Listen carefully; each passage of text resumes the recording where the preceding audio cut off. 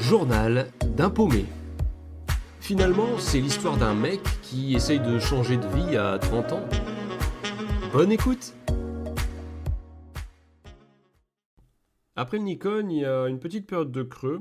D'ailleurs, je commence sérieusement à réfléchir à un plan B, puisque bon, il faut quand même que je puisse me projeter sur le long terme. Jusqu'à ce que je reçoive un coup de téléphone qui vient d'une boîte de prod en région parisienne, qui fait suite à une candidature que j'avais faite pour un tournage sur le prochain 13h15 qui va être présenté par Laurent Delahousse sur France Télévisions. Et j'apprends que je suis pris en tant que figurant. Alors, d'ailleurs, la personne qui m'appelle, je sens qu'elle est jeune et tout de suite assez, ah bah oui, sympathique, quoi, qu'elle met à l'aise, etc. Donc ça donne déjà envie de bosser avec eux. Au vu de l'époque, donc ouais, ça doit se passer dans les années 50, ce qu'on va tourner, on me demande si je peux me raser au niveau de la barbe et tout, donc bon bah, pas de souci. Et au-delà de ça, on m'apprend que oui, le tournage a lieu dans 2 semaines en région parisienne. Donc j'avais prévu d'y aller en voiture, sauf que quelques jours avant, la batterie me lâche. Encore une fois. Donc on s'adapte, je prends le train, je prends un Airbnb sur place pour être sûr de pouvoir être à l'heure. D'ailleurs, je me souviens, le Airbnb, autant il était cool, mais punaise, le matelas, c'était une brique. J'ai jamais dormi sur un matelas aussi dur, je me suis même demandé si le matelas était pas en bois, quoi.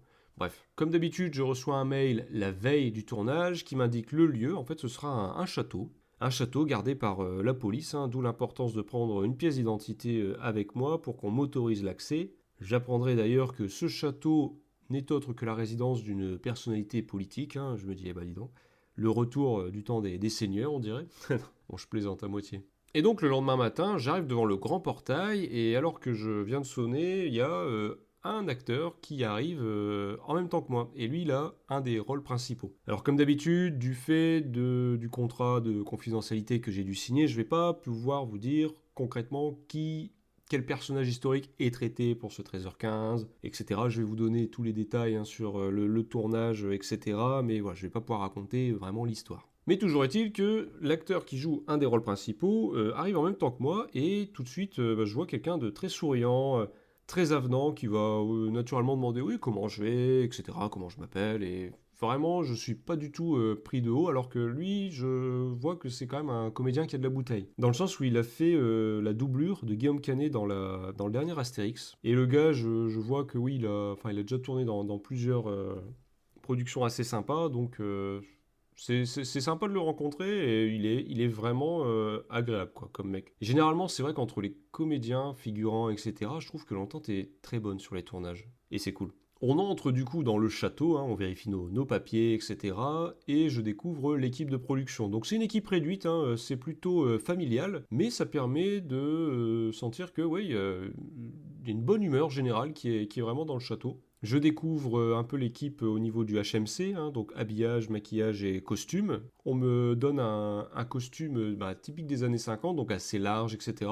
On me coiffe avec une belle raie au niveau des cheveux. Donc je trouve personnellement que j'ai une drôle de tête. Mais après, ça avait l'air de bien passer parce que la réalisatrice passe et elle vient me voir directement. C'est assez cool parce que généralement quand on est figurant, en réalité le réalisateur nous calcule vraiment pas. Ce sont les assistants réalisateurs qui la plupart du temps vont nous parler, mais vraiment les réalisateurs nous ignorent. C'est pas méchant ce que je dis, parce que je pense eux ils s'occupent plus des acteurs pour des rôles importants, mais voilà, dans la figuration, peut-être silhouette aussi, le réalisateur ne nous calcule pas la plupart du temps. Et là elle vient me voir et puis elle trouve que le costume est super et tout, donc moi je lui dis tant qu'elle est contente, c'est vraiment le principal. Et elle m'explique un peu la scène, donc dans cette scène-là, en fait, je joue un genre de journaliste qui reçoit les deux personnages principaux. Je suis avec ma compagne, et puis voilà, on les reçoit dîner chez nous. Donc c'est une petite réception mondaine, voyez-vous, où du coup, on va simplement discuter entre nous. Donc je découvre la comédienne qui va jouer mon épouse. Elle, au niveau de la coiffure et tout, il y a eu un très gros travail, quoi, vu que c'est les années 50 et tout. C'est vraiment impressionnant le travail que ces personnes savent faire, quoi, au niveau du costume, du maquillage et de la coiffure. C'est vraiment des personnes... quand c'est des personnes talentueuses, ça se voit tout de suite, c'est impressionnant. Donc après les explications de la réalisatrice, on m'amène dans une pièce du château qui est vraiment aménagée à la manière des années 50. On est sur un canapé, mais d'ailleurs beaucoup trop moelleux. Je me souviens avec l'acteur là, avec lequel j'étais entré au château, on s'assoit dans le canapé et on s'enfonce, mais vraiment J'ai jamais... Autant j'avais eu un matelas dur comme une brique la nuit d'avant, autant là, c'est limite si le canapé, il allait pas me bouffer, quoi. Donc on met des coussins sous le gros coussin sur lequel on s'asseyait pour essayer d'être un minimum, réussir à tenir droit, quoi. Et c'est parti, on commence à nous filmer sur des impulsions, hein. Donc là, par exemple, on dit, bah, vous discutez entre vous, etc. Comme c'est un reportage, enfin un documentaire 13h15, on n'a pas besoin de dire des vrais dialogues en fait, hein. On peut juste mimer, enfin on peut parler, mais ce qu'on dit n'a pas vraiment d'importance en réalité parce qu'on va pas, au son, on n'entendra pas les dialogues apparemment. Et au bout d'un moment, on me demande si, enfin dans l'équipe, il y en a qui peuvent fumer parce que, bah, années 50 oblige, à cette époque-là, les gens, ils avaient toujours une cigarette au bec et puis voilà, ils discutaient assez facilement. Tout en fumant, etc. chez eux. Alors de base, je suis pas du tout fumeur, hein. J'ai jamais fumé de ma vie. Mais là, on nous demande si on pourrait voilà, fumer une cigarette et tout. Et je me dis, bon, je joue le jeu à fond, je dis, ok.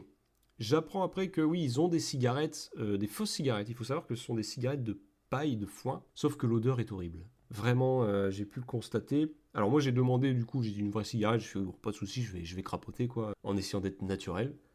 Mais l'actrice qui joue le deuxième rôle principal, elle, en fait, c'est une ancienne fumeuse. Elle explique du coup, il faut absolument qu'elle prenne plus une fausse cigarette. Et c'est là où j'ai pu en effet constater qu'une cigarette de foin, une cigarette de paille, ça pue de ouf. D'ailleurs, pour la série Peaky Blinders, on les voit toujours en train de fumer, etc. Ce sont ce type de cigarettes, en fait, hein, qui sont prises. Enfin bref. En guise de champagne, nous avons du Canada Dry. D'ailleurs, je vais découvrir que le Canada Dry, c'est souvent ce qui est pris pour pouvoir donner une illusion de champagne dans les verres. Voilà. Donc on se retrouve avec notre coupe de Canada Dry, la cigarette au bec. Parenthèse, je pense vraiment que si par la suite on devait me refaire fumer, genre là, tant pis pour l'odeur, mais je prendrais quand même une cigarette de paille ou de foin parce que j'ai vraiment pas envie de prendre ce genre d'habitude si ça devait arriver de nouveau. Et donc on change dans des scènes de dialogue et il y a la réalisatrice en direct qui se permet de dire par exemple ah bah essaie de tenir un peu plus droit, etc. Enfin, elle est vraiment avec nous, elle nous donne des consignes pour jouer, donc c'est agréable. Et on nous demande aussi si certaines scènes peuvent être tournées un peu en anglais, etc. Et je me souviens de l'actrice qui fait ma compagne et l'actrice qui a le deuxième rôle principal, elle parlait avec un accent anglais, mais incroyable, vraiment impressionnant. Alors que moi, avec l'autre acteur, bon, bah, on parlait dans un franglais et on en rigolait, enfin, on était vraiment, nous, dans l'approximation, hein. C'était deux opposés. D'un côté, les deux filles qui étaient très soignées dans leur manière de parler, et puis nous, voilà, on était un peu, on disait vraiment n'importe quoi. Alors, tout en restant sérieux, bien sûr, hein, mais c'était assez marrant et ça a mis une bonne ambiance entre les quatre, entre nous quatre, en fait. À un moment, je fais pas attention, mais en fait, à la fin du tournage de cette scène, pardon, en fait, je me rends pas compte, mais en étant assis, le costume s'est un peu redressé le pantalon, et on voit que j'ai mis des chaussettes avec un logo Puma. Alors, je sais, c'est pas le premier incident que j'ai avec mes chaussettes, hein. Il y en a qui pourraient dire, bah dis donc, c'est si compliqué que ça pour lui de mettre des chaussettes unies en noir, marron, parce qu'en fait, oui, on n'a pas le droit d'avoir des marques. Surtout, une scène dans les années 50, la personne, elle a pas à avoir des chaussettes avec le logo Puma dessus. Mais bon, normalement, avec la table qu'il y avait devant nous, ça se voyait pas, quoi. D'ailleurs, sur la table, il y avait des petits macarons, des petits financiers pour donner un peu l'illusion, hein. On pouvait les manger, mais on était limité parce qu'ils avaient, à niveau de la prod, ils étaient assez limités. Et c'est souvent comme ça au niveau du décor, quand il y a des choses à manger, bah, on nous invite souvent à pas trop y toucher. Le midi, on a un traiteur, donc on reçoit plein de box, là, comme enfin les box rondes, là, marron, avec vraiment plein de choses différentes à manger, hein, du saumon, du poulet, vraiment plein de choses qui ont l'air sympas. En dessert, du tiramisu, des panna cotta. J'ai pris une grosse panna cotta, punaise, qu'est-ce qu'elle était bonne. C'est toujours le petit moment de réconfort là dans les tournages. Jusqu'à présent, au niveau des repas, j'ai réussi. C'est toujours le bon moment où tu sais que tu vas bien manger là. Bon, bref, l'atmosphère est assez agréable. On est entre les comédiens.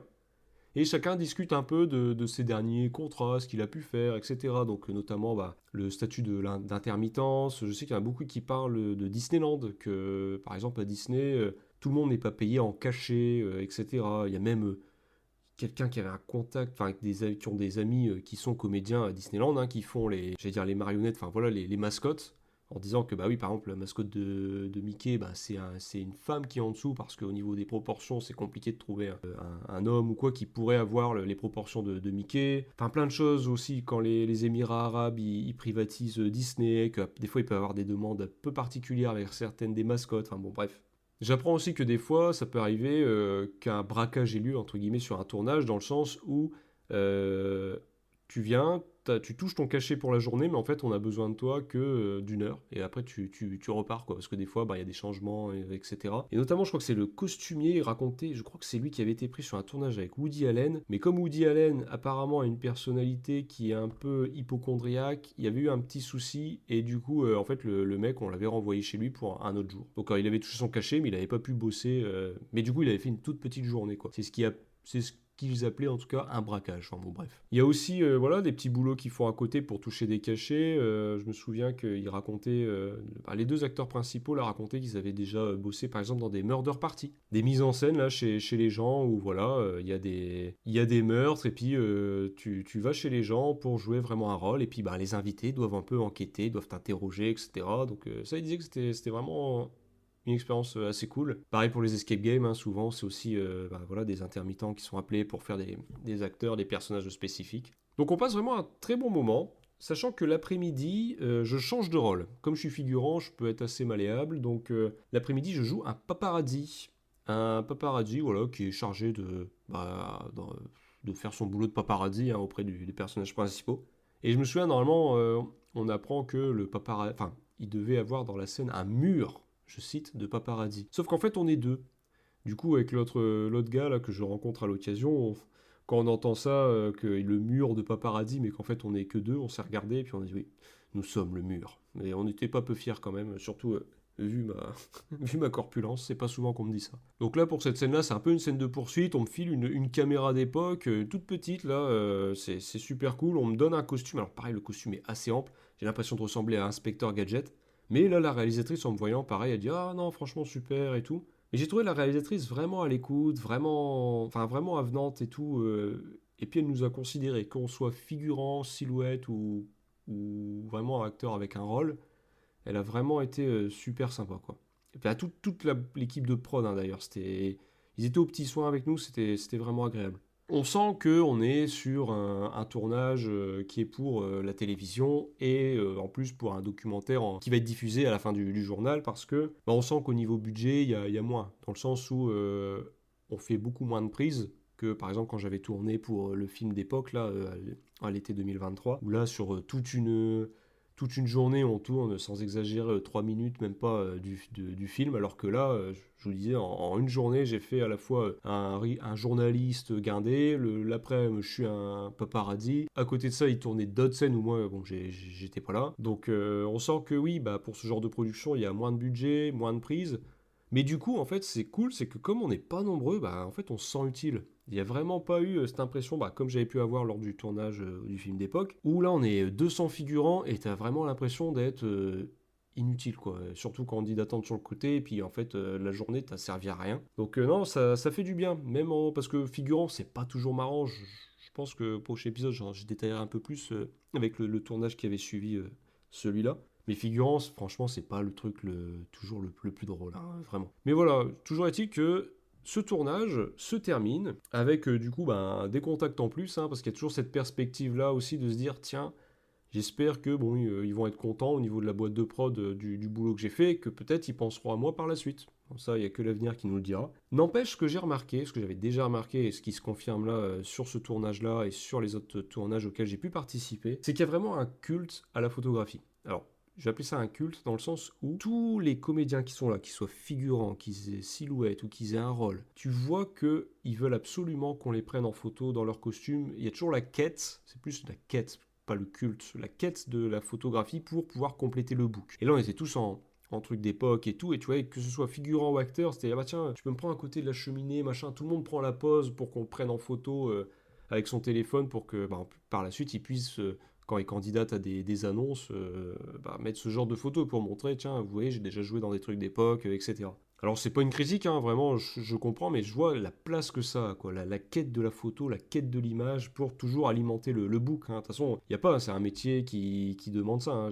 Quand on répond à une annonce, c'est des photos, etc., des photos récentes, donc pour montrer aussi qu'on a de l'expérience. Mais voilà, ça a une place assez importante. Donc voilà pour ce petit tournage qui a eu lieu pour France Télévisions. Encore une fois, ouais, les équipes ont été vraiment agréables. Je me souviens que oui, il y avait aussi, là encore, la machine à fumer, comme pour le joueur du grenier. Pour, je pense que c'est la lumière et tout. Mais non, c'était vraiment l'opposé avec la grosse production de l'été dernier. Là, on sent que c'est plus familial et tout, mais j'ai pas honte de dire que j'ai vraiment pris plus de plaisir ce jour-là que lors de certains jours de tournage pour le film sur la Deuxième Guerre mondiale. Vraiment. Enfin voilà.